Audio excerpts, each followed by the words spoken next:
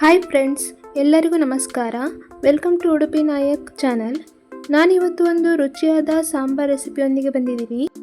ಅದೇನೆಂದರೆ ಬಸಳೆ ಸೊಪ್ಪಿನ ಸಾಂಬಾರು. ಕರಾವಳಿ ಭಾಗದಲ್ಲಿ ಹೆಚ್ಚಾಗಿ ಮಾಡುವಂಥ ಬಸಳೆ ಸೊಪ್ಪಿನ ಹುಳಿ ಅಂತಲೇ ಹೇಳ್ಬೋದು. ಅದು ಅಲ್ಲದೆ ಈಗ ಸೀಸನ್ ಬೇರೆ. ನೀವು ಒಮ್ಮೆ ಬಸಳೆ ಸೊಪ್ಪಿನ ಸಾಂಬಾರನ್ನು ಟ್ರೈ ಮಾಡಿ. ನಾನು ಸಾಂಬಾರು ಮಾಡಲಿಕ್ಕೆ ಇಲ್ಲಿ ದಂಟಿನ ಸಮೇತ ಬಸಳೆ ಸೊಪ್ಪನ್ನು ತೊಗೊಂಡಿದ್ದೀನಿ. ಯಾರೆಲ್ಲ ನೋಡಿಲ್ವೋ ಅಂಥವರಿಗೆ ತೋರಿಸ್ತಾ ಇದ್ದೀನಿ. ಸಾಮಾನ್ಯವಾಗಿ ಎಲ್ಲರಿಗೂ ಗೊತ್ತಿರುತ್ತೆ, ಈ ಬಸಳೆ ಸೊಪ್ಪನ್ನು ನಾವು ಈಸಿಯಾಗಿ ಮನೆಯಲ್ಲೇ ಬೆಳಿಬೋದು. ಇದು ಕೂಡ ನಮ್ಮನೆಯಲ್ಲೇ ಬೆಳೆದಂಥ ಬಸಳೆ ಸೊಪ್ಪಾಗಿರುತ್ತೆ. ಆರೋಗ್ಯ ದೃಷ್ಟಿಯಿಂದ ಬಸಳೆ ಸೊಪ್ಪು ತುಂಬ ಒಳ್ಳೆಯದು. ಇದರಲ್ಲಿ ಹೇರಳವಾಗಿ ಐರನ್ ಕಂಟೆಂಟ್ ಇರುತ್ತೆ. ಮೊದಲಿಗೆ ನಾನಿಲ್ಲಿ ಬಸಳೆ ಸೊಪ್ಪನ್ನು ಕಟ್ ಮಾಡಲಿಕ್ಕೆ ದಂಟಲ್ಲಿರುವಂಥ ಸೊಪ್ಪನ್ನೆಲ್ಲ ತೆಗೆದಿಟ್ಕೊಂಡಿದ್ದೀನಿ. ಆನಂತರ ದಂಟನ್ನು ಕೂಡ ಕಟ್ ಮಾಡ್ಕೊಂಡಿದ್ದೀನಿ. ಮತ್ತು ಸೊಪ್ಪನ್ನು ಚೆನ್ನಾಗಿ ವಾಶ್ ಮಾಡಿ ಅದನ್ನು ಕೂಡ ಸಣ್ಣ ಸಣ್ಣದಾಗಿ ಕಟ್ ಮಾಡ್ಕೊಳ್ತಾ ಇದ್ದೀನಿ.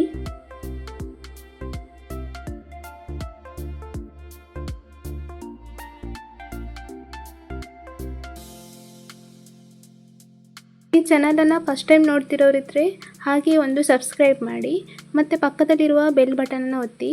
ಹೀಗೆ ಮಾಡೋದ್ರಿಂದ ನಾನು ನೆಕ್ಸ್ಟ್ ಹಾಕುವಂಥ ಯಾವುದೇ ರೆಸಿಪಿಯ ನೋಟಿಫಿಕೇಷನ್ ನಿಮಗೆ ಬರ್ತದೆ.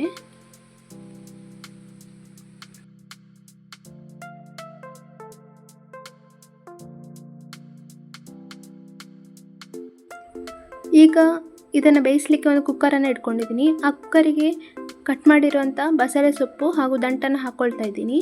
ಮತ್ತು ಅದಕ್ಕೆ 1 ಕಪ್ ಆಗುವಷ್ಟು ಹೆಸರುಬೇಳೆಯನ್ನು ಹಾಕ್ಕೊಳ್ತಾ ಇದ್ದೀನಿ. ಹೆಸರು ಬೇಳೆ ಇಲ್ಲದಿದ್ದರೆ ತೊಗರಿಬೇಳೆ ಸಹ ಹಾಕ್ಕೋಬೋದು.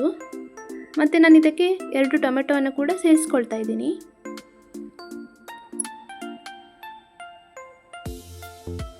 ಮತ್ತು 1 ಸ್ಪೂನಷ್ಟು ಉಪ್ಪು ಮತ್ತು ಅದು ಮುಳುಗುವಷ್ಟು ನೀರು, ಇದಿಷ್ಟನ್ನು ಹಾಕ್ಕೊಂಡು 3 ವಿಷಲ್ಗಳನ್ನು ಕೂಗಿಸ್ಕೊಳ್ತೇನೆ.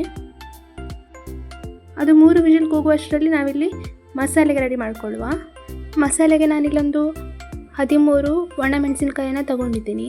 ಮತ್ತು 1 ಸ್ಪೂನಷ್ಟು ಕೊತ್ತಂಬರಿ ಹಾಗೂ ಅರ್ಧ ಸ್ಪೂನಷ್ಟು ಜೀರಿಗೆ. ನಂತರ ಈ ಮಸಾಲ ಪದಾರ್ಥನೆಲ್ಲ ಡ್ರೈ ರೋಸ್ಟ್ ಮಾಡಿ ಆದ ನಂತರ ಇದನ್ನು ಗ್ರೈಂಡ್ ಮಾಡಲಿಕ್ಕೆ ಒಂದು ಮಿಕ್ಸಿ ಜಾರಿಗೆ ಅದನ್ನೆಲ್ಲ ಹಾಕ್ಕೊಳ್ತಾ ಇದ್ದೀನಿ.